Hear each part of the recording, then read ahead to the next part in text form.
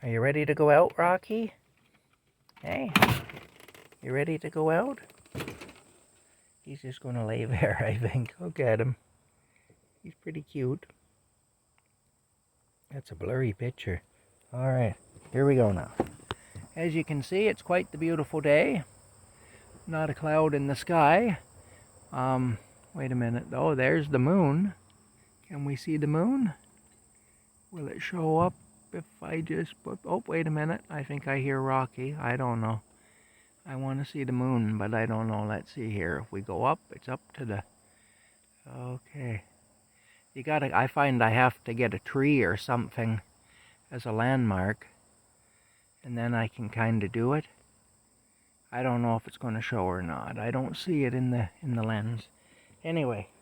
Oh, there's Rocky. He's decided to come out. Hey, Rocky. Yeah, I'm going to go get my lawn chair and bring it over here where it's shady. Yes, it's shady. It's shady just like a politician. Yes, it is. Yes. Shady like that car dealer back in the 1980s. I'll tell you a story. I stopped at this car lot along the side of the road. There was a Buick that I was interested in, a Buick LeSabre that he had there. It was like I would say maybe a 72, 71, 72 Buick LeSabre. Anyway, this was back in the mid-80s. And I was interested, so I stopped to look at it, and it looked like a decent car.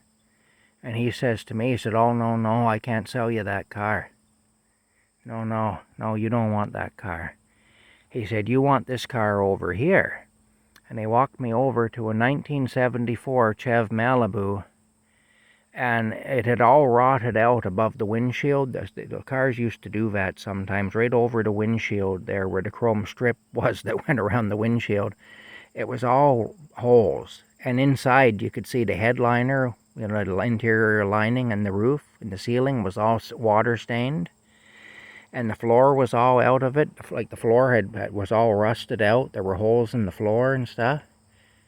And I told him, I said, "I don't want this." I said, "I'm not going to buy something like this." I said, this is awful." "Oh," he said, "what do you mean it's awful?" He said, "This is a luxury car." And I said, "How do you figure that?" And he said, "Well, it's got running water upstairs and down." Well, I had to give him credit. It was a good line, but I didn't buy the car.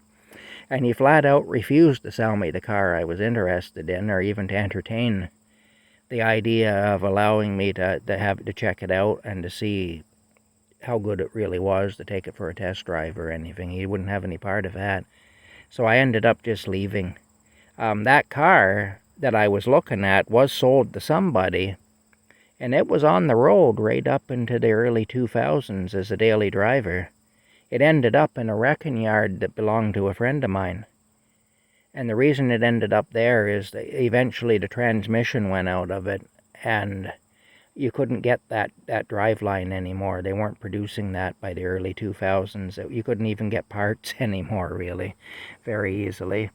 And so that's why it ended up being scrapped. But it was an older guy that bought it, and he drove it every day from the mid-80s on up into the early 2000s. I used to see it around town. I even knew where the guy lived because I saw it in his driveway. He just lived in a small town of 6,000 people, So I used to see it in his driveway oftentimes if I was going down the street that he lived on. So anyway, it did get sold to somebody, and it was a good car, but I wasn't allowed to buy it anyway. He wanted to sell me the rusted out old Malibu. But I'll give the guy credit. He was a crook, but that was a pretty good line. Luxury car, running water upstairs and down, Oh well. Anyway, I gotta turn on the gas here, get the stove going, and make some breakfast. I might have some work today. I don't know. It depends how the lady in town feels anyway. Her health isn't good, and the humidity is probably getting to her too, so it's hard to say. Anyway, video size limit reached. We'll talk to you later.